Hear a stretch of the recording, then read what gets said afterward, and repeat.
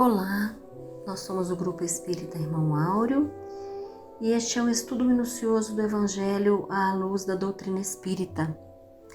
Sob nossa análise, Mateus capítulo 12, versículo 36, que diz assim: Eu, porém, vos digo que toda palavra inútil que os homens falarem, dela prestarão conta no dia do juízo.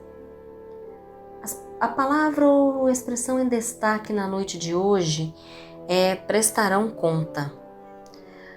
Hoje estudaremos esse versículo 36, que é o penúltimo versículo da passagem A Árvore e seus frutos. Como já vimos, uma passagem discursiva, onde Jesus está discursando sobre a palavra.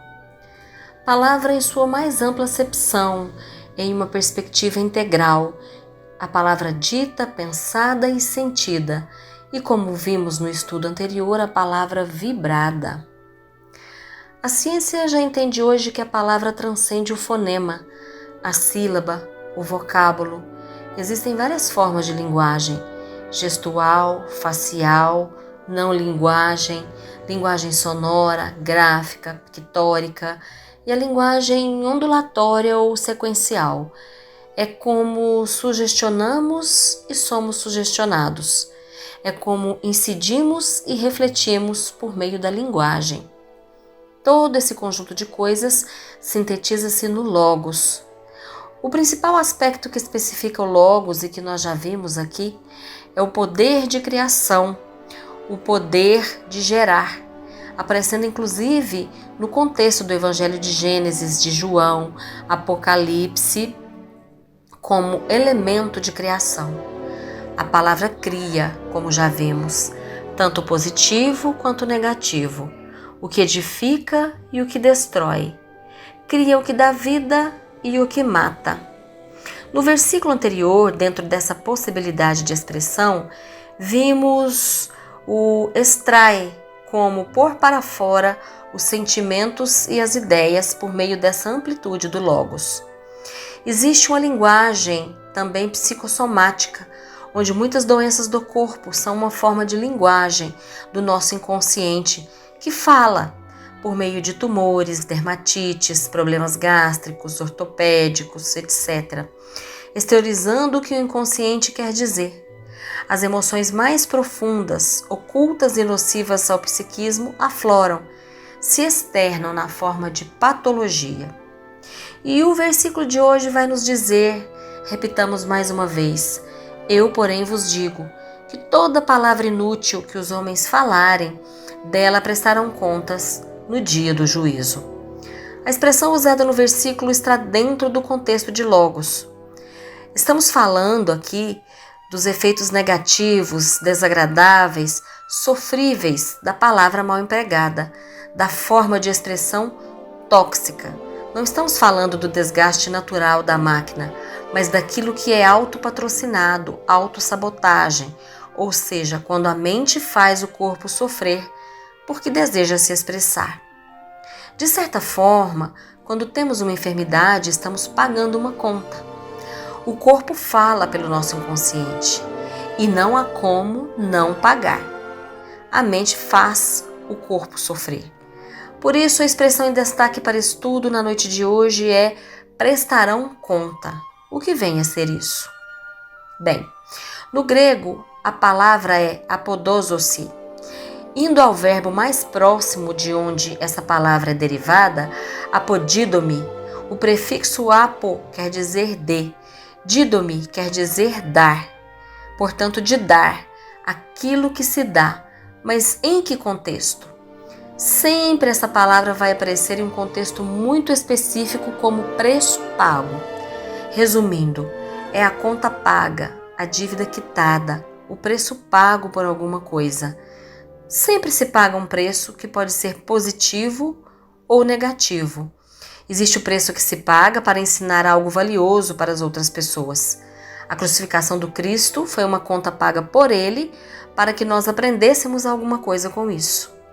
Existe o preço que se paga para aprender alguma coisa valiosa. Em casa, no emprego, na via pública. Todos os dias somos um pouquinho ou muito crucificados. Todos nós carregamos alguma cruz. Estamos pagando alguma conta. Essa conta está sendo paga para aprendermos alguma coisa. Aquisição pessoal de algum valor. O que se deve, se paga. Mas não podemos confundir com imposição de Deus para nós. Em verdade, nós geramos uma dívida que vamos pagar para nós mesmos. Todo o processo kármico, todo o fluxo de ação e reação, todo o mecanismo de causa e efeito é uma dinâmica íntima e intransferível. Ninguém paga essa conta por nós e nós não pagamos a conta de ninguém. A dor física sentida por Jesus no seu martírio é distinta daquela vivida por nós em nosso dia a dia. No nosso caso, é um processo de autoeducação. No caso do Mestre, um trabalho de educação coletiva. Jesus vem nos ensinar que é possível viver a dor de maneira digna, elegante, equilibrada. Dor e desespero não são coisas indissociáveis. Podemos sofrer com esperança, aguardando algo, esperando algo. Mas o quê? Pagar contas que devemos à nossa própria consciência. O mal que fazemos fica gravado em nossa consciência até que nos perdoemos, até que quitemos a conta, adquirindo valores de tranquilidade íntima para seguir em frente. No livro Os Mensageiros, o personagem Alfredo, ao conversar com André Luiz e explicar a sua situação, ele diz: estou resgatando crimes de precipitação. Pela impulsividade delituosa, perdi minha paz, meu lar e minha devotada companheira. Conforme ouviram, não matei nem roubei a ninguém, mas envenenei-me a mim próprio. A calúnia é um monstro invisível que ataca o homem através dos ouvidos invigilantes e dos olhos desprevenidos. Lembremos que Alfredo se deixou levar pela calúnia, pela maledicência de um amigo que lançou dúvidas sobre a integridade de sua esposa Ismália. E Alfredo, sem pensar, agiu impulsivamente, destruindo o próprio lar. E ele está agora contando a André Luiz que, ao despertar ou tomar consciência de seus erros, compreende que o que está passando hoje é um resgate pelos crimes de precipitação, pela forma como agiu. E ele diz também que Ismália foi advertida pelos maiores sobre as minhas atuais necessidades de esforço e de solidão. E ele diz: preciso conhecer o preço da felicidade para não menosprezar de novo as bênçãos de Deus. Minha esposa deseja descer para encontrar-se comigo. Entretanto, é necessário que aprenda a subir. E por esse motivo, ainda não recebemos a devida permissão para o definitivo consórcio espiritual. Paulo, que é o outro personagem envolvido nessa trama, também sofre as consequências da consciência culpada. E o livro nos conta, ou Aniceto, que acompanha André Luiz, diz ou explica a situação. Paulo os vê, ou seja, a Alfredo e Ismália, como imagina, para escarmento de suas culpas. O criminoso nunca consegue fugir da verdadeira justiça universal, porque carrega o crime cometido em qualquer parte. Tanto nos círculos carnais como aqui, a paisagem real do espírito é a do campo interior. Viveremos de fato com as paisagens mais íntimas de nossa alma. Vejam então que estamos em processo de reconciliação íntima. É preciso renovar-se. As encarnações nos servem para expurgar, dia a dia, as contas que devemos prestar de nosso endividamento consciencial.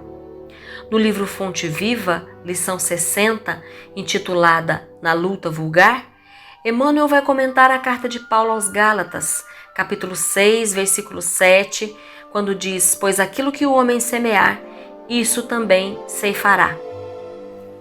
Colheremos aquilo que plantarmos, é lei da vida. Quem semeia vento, colhe tempestade.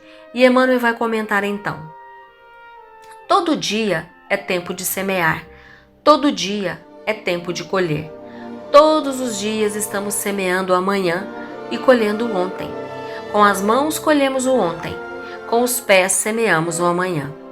Convertemos descontrole emocional em gula. Por exemplo, comer 4 pratos de feijoada hoje, plantando.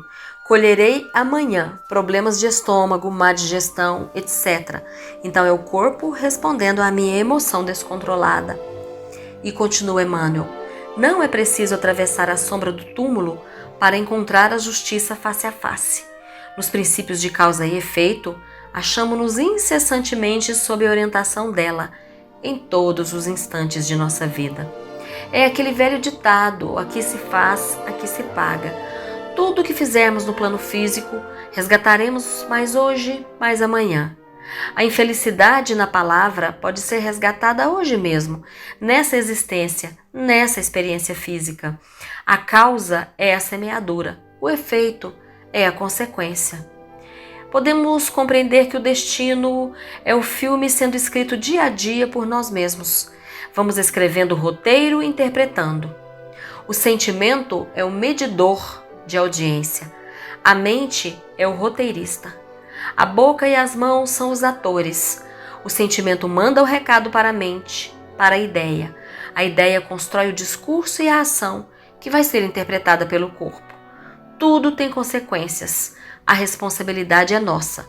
Prestamos contas de nossos atos, de todos eles. Então, a observação da própria mente permite examinar e filtrar o que vai ser dito, exteriorizado, e passamos então a falar com mais responsabilidade. Usamos o crivo da razão. Os espíritos superiores falam pouco e são precisos no falar. Acatam a circunstância, acolhem o que ouviram, observam como aquilo repercutiu no mundo emocional, que tipo de ideia aflorou dali, e depois problematizam a ideia. É útil exteriorizar? A pessoa que vai ouvir reagirá como? Se eu disser, qual a melhor maneira de dizer? Esse tempo de raciocínio é também o tempo para pensar e organizar. Quando passamos a ter responsabilidade na fala dita ou escrita, estamos caminhando para um processo de vigilância do que pensamos e, em última instância, do que sentimos. No livro Alvorada do Reino, capítulo 6, na sementeira de cada dia, Emmanuel vai comentar: observa o mundo ao redor de teus passos e perceberás na desigualdade das situações a justiça divina expressar-se com a perfeição da sabedoria e do amor. Em nosso cotidiano convivemos o tempo todo e devemos ter cuidado, responsabilidade com aquilo que repercutimos, pois conforme nos diz o versículo, vamos prestar contas. Observar então o impacto que as nossas emoções terão sobre o mundo. Geralmente exteriorizamos por palavras essas emoções. Como elas estão se exteriorizando? Como elas chegam nas pessoas? Afagando ou ferindo? Lembra-te de que tudo nas horas de hoje decorre das criações do dia de ontem, tanto quanto a nossa conduta presente traçar-nos-á o amanhã infalível, vai nos dizer Emmanuel. Ou seja, não falha. Se espalharmos rancor e veneno, teremos de volta a mesma coisa, porque palavra é bumerangue. Palavra tem conteúdo energético. Até nome fica impregnado com a energia do que a pessoa fez. Cada criatura, vai dizer Emmanuel, constrói na própria mente e no próprio coração o paraíso que a erguerá ao nível sublime da perfeita alegria, ou ao inferno que a rebaixará aos mais escuros antros do sofrimento. Aqui podemos dizer então que palavra é ignição, faísca, pode iluminar trazendo luz e conforto, ou produzir incêndio que destrói. Então, continua Emmanuel, cultivemos na sementeira de cada dia a paciência e a bondade, a harmonia e a tolerância, enquanto a oportunidade de plantar brilha hoje em nossas mãos, porque amanhã será para nós novo tempo de colher e ressurgiremos diante da verdade com as flores da vitória espiritual, que será a luminosa ascensão da morte para a vida, ou com os espinhos de angustiosos compromissos com a sombra, que representarão para nós, outros, a volta das eminências da vida para novo mergulho nas pesadas correntes da morte. Então, é sempre conveniente pensar, dada a responsabilidade que nos é apresentada aqui: o que vou dizer pacifica? Gera bondade? Se for menos importante que o silêncio, melhor ficar calado. Existem coisas que dizemos que podem revolver o solo, trazer oxigênio, mas não podem se transformar em arma, gerando dor. Há diferença entre atacar o mal com L e atacar o mal com U. Falar sobre a corrupção é uma coisa, atacar o corrupto é outra. Comunicação não violenta é aquela que se preocupa com as consequências da palavra que será expressada, do que ela criará. Palavra ativa e não violenta. Não praticar a pancadaria verbal. Jesus não combateu os fariseus, e sim a dureza de seus corações. Finalizando no livro Rumo Certo, lição 10, intitulada Ações e Reações, Emmanuel vai nos dizer também: anotemos semelhante realidade, porquanto, em nos consagrando ao exercício real da caridade, a benefício do próximo e a favor de nós mesmos, é indispensável nos mantenhamos vinculados aos ensinamentos do Cristo, na hora de agir e de reagir. Então, no dia a dia, educação verbal e gentileza dão mostras do quanto já estamos vinculados aos ensinamentos do Cristo. Se conseguirmos enxergar o agressor como doente da alma, teremos compaixão e não hostilidade. Se usarmos o verbo para nos posicionarmos de forma rancorosa contra quem faz o mal, estou em verdade sustentando esse mal. Damos surra de vibração nos outros. As pessoas recebem os nossos dardos mentais e nós, por nossa vez, prestaremos conta disso. Então, como dizia Honório Abreu, tenhamos cuidado com as nossas ações, mas muito mais com as nossas reações. A ação nós planejamos meticulosamente, temos tempo para pensar. A reação não, ela é instantânea e mostra quem eu sou de verdade. Emmanuel vai nos dizer no livro Rumo Certo, nessa mesma lição: se as tuas reações forem constantemente elevadas, de certo que as tuas realizações serão sempre respeitáveis e dignas. Pelas ações somos retratados, segundo as tintas da opinião de cada um. Pelas reações somos vistos em nossa estrutura autêntica. As coisas que falamos quando estamos reagindo mostram o nosso raio-x, mostram-nos por dentro. Então devemos ter cuidado com as nossas reações. Veio o impulso, tenhamos trava de segurança. Não é hora de falar quando estamos em estado de emoção reativa. Responsabilidade com o que falamos, porque efetivamente prestaremos conta. Responsabilidade, então, é a palavra do nosso ensino da noite, do nosso estudo da noite, onde Jesus vem nos dizer que é preciso sempre orar, vigiar e cuidar, porque estamos a todo momento criando e carregamos conosco, para onde formos, as nossas criações e experimentamos essas criações dia a dia, até que nós tomemos consciência e nos responsabilizemos por cada segundo de nossa vida. Fiquemos todos com Deus e que Jesus nos abençoe.